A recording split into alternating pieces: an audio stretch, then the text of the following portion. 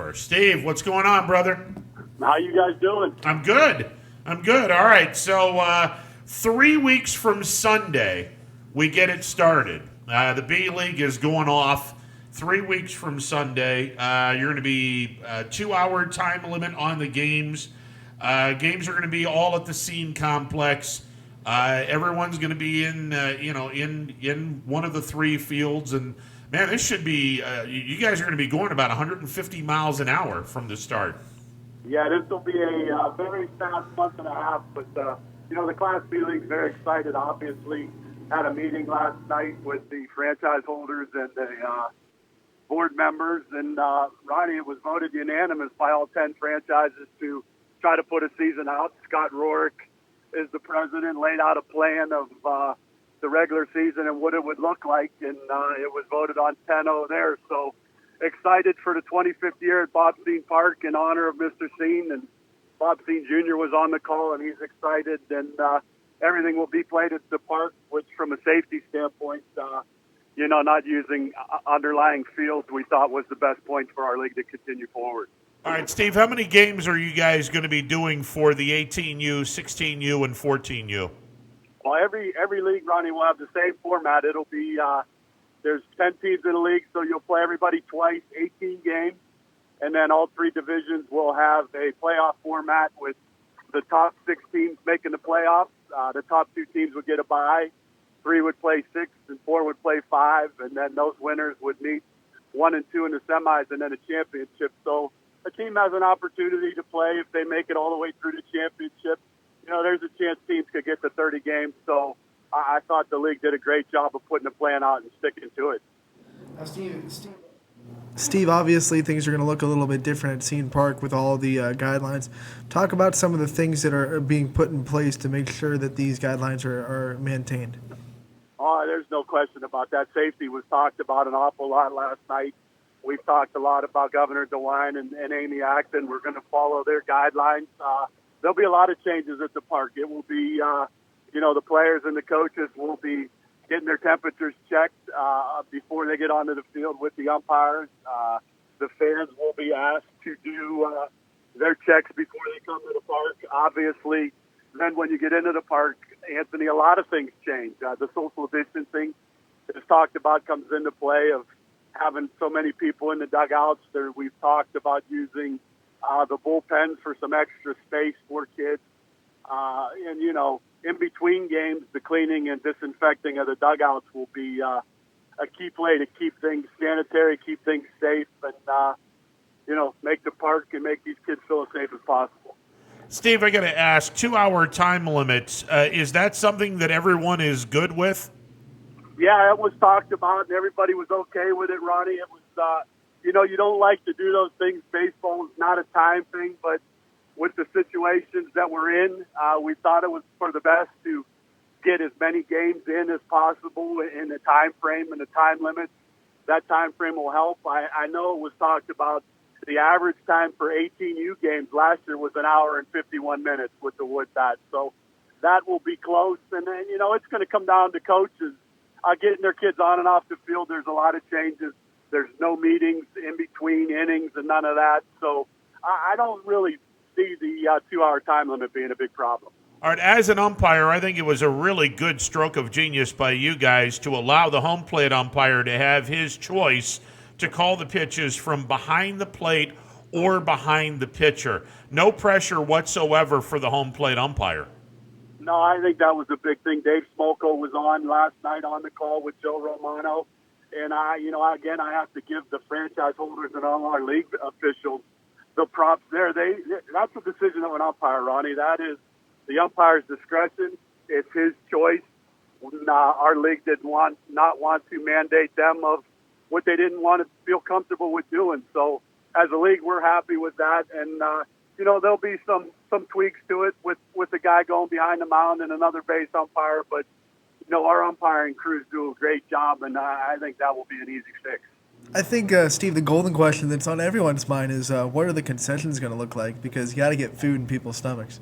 Yeah, that's a good question. That was not talked about a whole lot last night, the concessions. As we evolve now with Scott, I'm sure we'll be doing a lot more conversations with those types of things.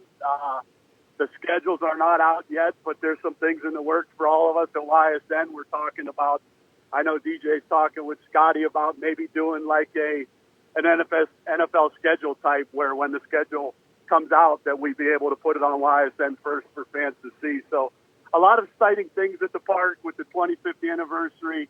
I'm sure that there will be a concession stand, but, you know, the social distancing will be a big part. We're going to ask people to keep that 6-foot clearance. The park is good, and parents will be able and fans will be able to come watch some baseball down the park.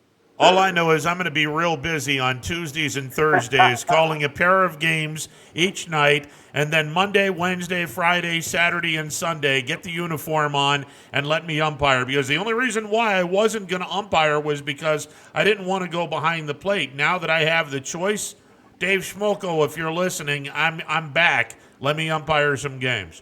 Yeah, I think, Ronnie, that's a big thing for all of us. I think that safety is a key factor. Britt Taylor, one of the coaches, is involved in the COVID process every day. He was on last night, and he brought some great points about it. This hasn't affected the young generation a whole lot.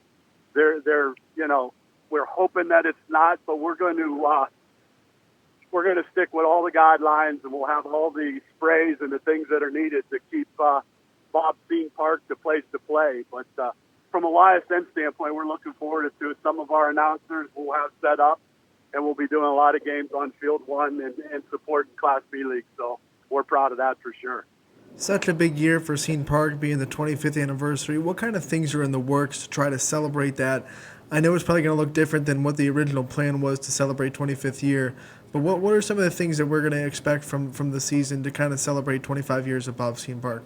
That's a great question, and DJ asked me that last night, and Bobby Beam and myself and Ronnie Bovo and Scotty and guys that work down the park.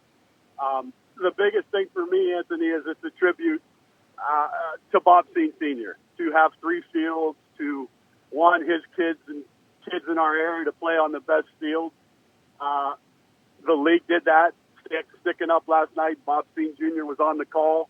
You know, the franchises spend the money, and Mr. Cene supplies the park. So that was the key for me. Some things that I'm excited about, I think that there's some talks of, having 3 All-Star games at each 3 divisions after the season is over is something that was mentioned last night, which I think is a great idea. There would be maybe a capper to our season for the 25th anniversary, using Mr. Cene as a 25th anniversary date in those All-Star games. And another point was brought up last night, which I thought was excellent. They were talking about whenever a team gets close to the end of the year and they're on Field 1, having those seniors be introduced maybe with their parents, and that would be a tribute to all these high school seniors that didn't get to play their baseball season, that would get a little tribute at Bob Cene Park. So those are a few things that we're kicking around. I'm sure there will be more, but plenty of excitement at the park.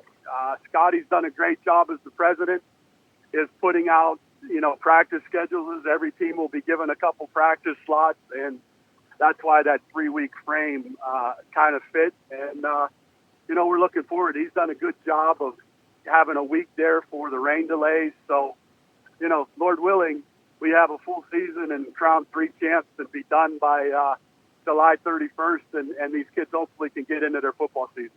That sounds like a plan. Steve, always a pleasure, man. You put a smile on my face. Now we have sports.